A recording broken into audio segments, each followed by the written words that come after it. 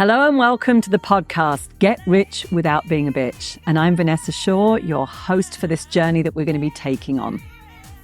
Listen, I feel like we're going to be covering some really important topics, especially if you are a woman in business, you want to create wealth on your own terms, and you want to live richly without burning out. In this podcast, I'm going to be sharing topics, strategies, mindset changes that are going to help you shatter glass ceilings, challenge stereotypes, and frankly, be the best version of you so that you can define life and live it on your terms. Welcome. Please make sure you hit subscribe so you don't miss any episodes. Hey superstars, welcome back and welcome to this episode where I'm going to talk you through the 7 steps that will help you actually define what living richly actually looks like for you. It's really important, right? That's the title of the podcast, Get Rich Without Being a Bitch. I'm going to break down both parts of this across a couple of episodes. One thing that's really important to remember is that defining living richly is going to change and evolve, right? Would have looked like for me, say 10 years ago, 20 years ago, looks very different today. And so we've got to give ourselves permission and be okay with it is going to evolve. We're not defining it once and then it's going to be put in stone and now we have to stick to it. Equally so, the other thing to be aware of is as you start to experiment with this and define certain things for yourself, it's only as you start to explore those further, experience them more in your life that you might actually say, you know what, that doesn't work for me, or I thought that that was something I wanted and now I've tasted it. I'm not so keen or I'm not so sure. Again, that's all okay. It doesn't mean to say that there's anything wrong with you. But let's break down the 7 key areas that you need to be focusing on in order to define what your living richly looks like. So the very first one is all about finding meaningful work. I want to start with that because a lot of listeners are going to be women in business. And the good news about being in business for yourself is that you just have a lot more autonomy to choose the type of work that you actually do, the people that you serve, the outcomes that you want to deliver, right? Your services and your products. You have a lot more freedom to design those things. And doing meaningful work is typically meaningful work that you really enjoy. Hopefully you're good at it as well, especially if you enjoy it. Those two things actually tend to go naturally hand in hand, and it speaks to your strengths and your zone of genius. But also you're doing work that has a bigger meaning to it, right? It extends beyond you. So, for example, I'm really on this journey now to empower women financially, right? To define their rich lives and then to create them through their business, because I know full well that that creates a ripple effect in the world, right? I love seeing women feeling empowered, feeling more confident. So on the days that I might not be feeling like I really want to, get up and do all the things that I've got to do, I can start to remember that I've got a bigger purpose behind what I'm doing and it naturally fuels me. So meaningful work is the first one you really want to be focused on. Secondly, and this one actually might surprise you around defining your rich life, it's actually about physical activity. And you might think, hey, I don't like that, or I don't have time for it, or really, that's part of it.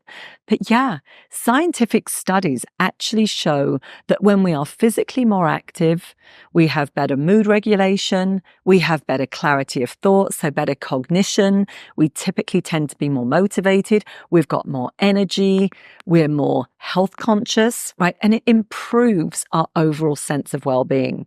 And this is an area, again, I've had to really focus on, put a lot more focus on over the last couple of years, because I was diagnosed with an autoimmune condition. My body went through a lot of stress in that kind of horrible period that I'm calling it over, the pandemic.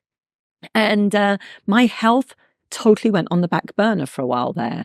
And I felt it. Energetically, I felt it.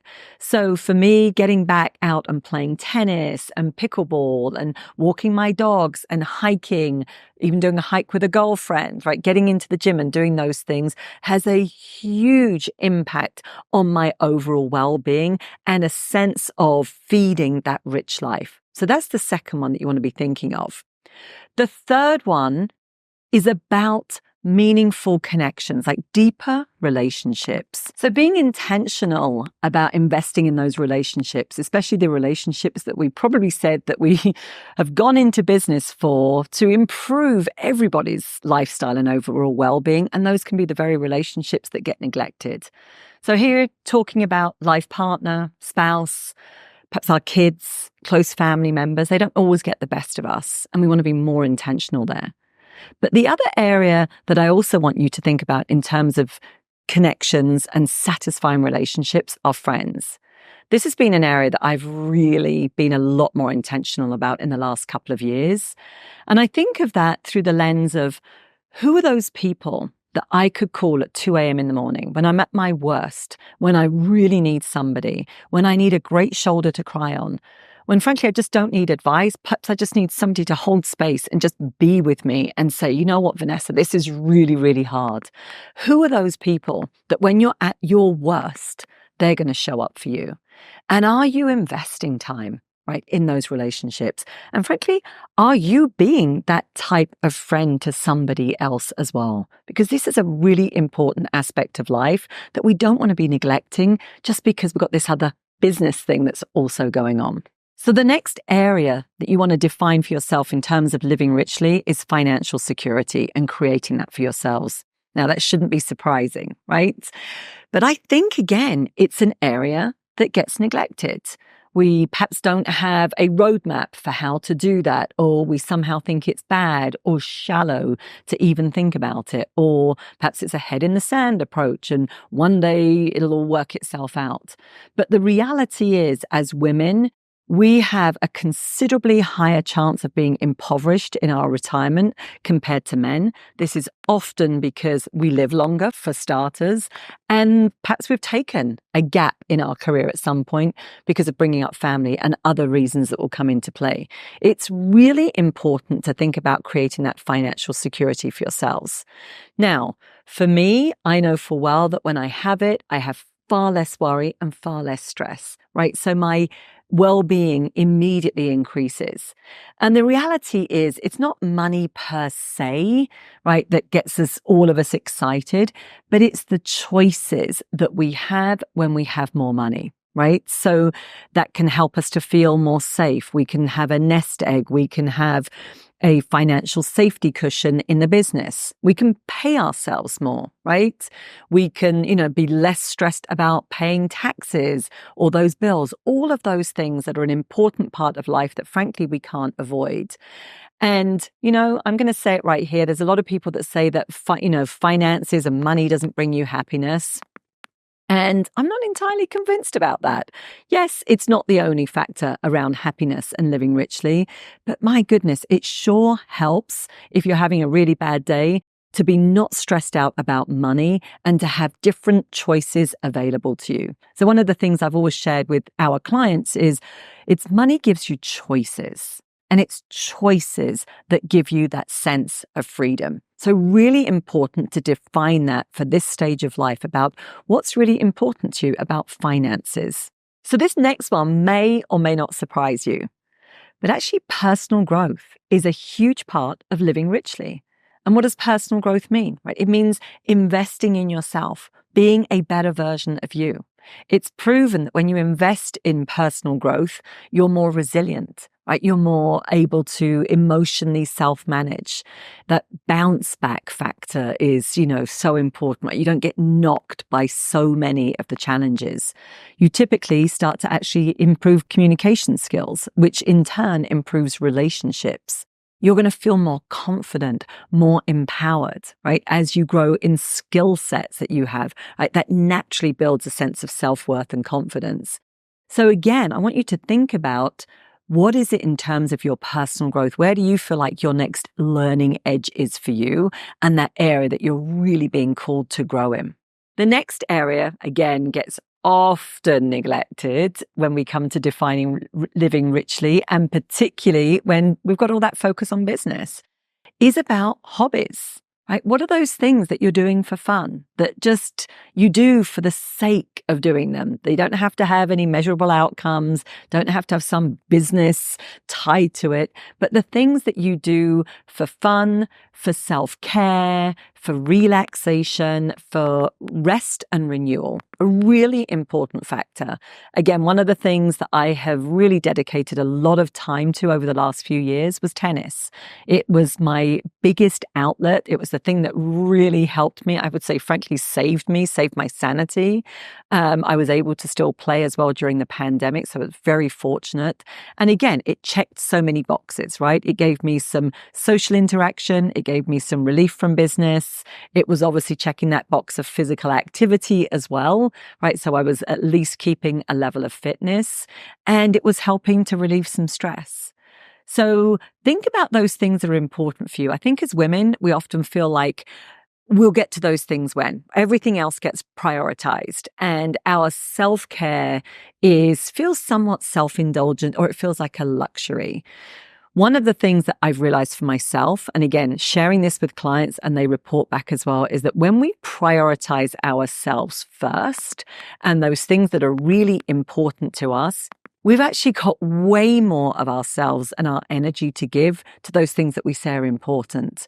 So for me, I'm really focused on reversing those things, right? And prioritizing the hobbies, the things that give me a sense of well-being, the things that reduce stress, and the things that frankly are fun as well. And then the last place that we certainly want to be looking at defining in terms of your rich life, last but certainly not least, and this is an area that I personally now find really exciting, is your lifestyle. What are those things that you want to be different? I don't believe in building a business so that, you hopefully get to live the life that you want to be living. I believe in designing the life that you want to be living and then reverse engineering your business so that it delivers on that for you. And again, as business owners, that's something that we can do for ourselves. So when I talk about lifestyle, again, it definitely crosses over into some of those other things we've been talking about so far. So sometimes we can be smart about this, right, and check a few boxes at once.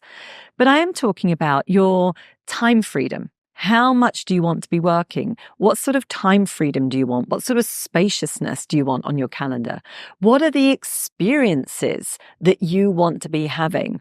Is that travel, different things? Is it a sense of adventure? Those things that, again, make you feel alive and give you like a sense of well-being and purpose. Are those also things that they frankly could be material? Again, I am not opposed to having some of those finer things in life. And I know in the past, I've often felt guilty for wanting them, but there are certain things that I like what I like, and they help me to feel good. They can feel like a reward for perhaps hitting a certain target, and I find them motivating. You might have something similar.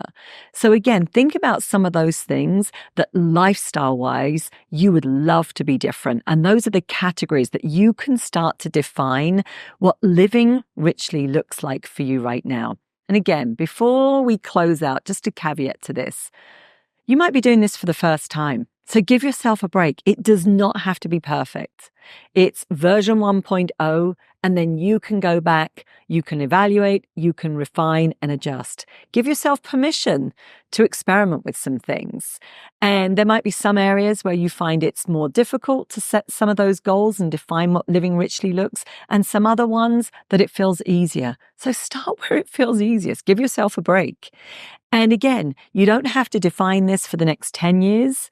Sometimes I prefer just to look at the next 12 months ahead, because we can envisage what 12 months might look like. And if we start to get into 10-year visions and 20-year visions, it gets too overwhelming. So take some time, write some notes, start to define what living richly looks like for you. And I can't wait to catch you on the next episode. And of course, if you've enjoyed this episode, please subscribe so that you don't miss any of the future ones. And I'd also love it, only of course, if you really have enjoyed this episode, please leave a review. I'd love to know what resonated with you, what you'd love to learn more about, and how this is starting to impact you.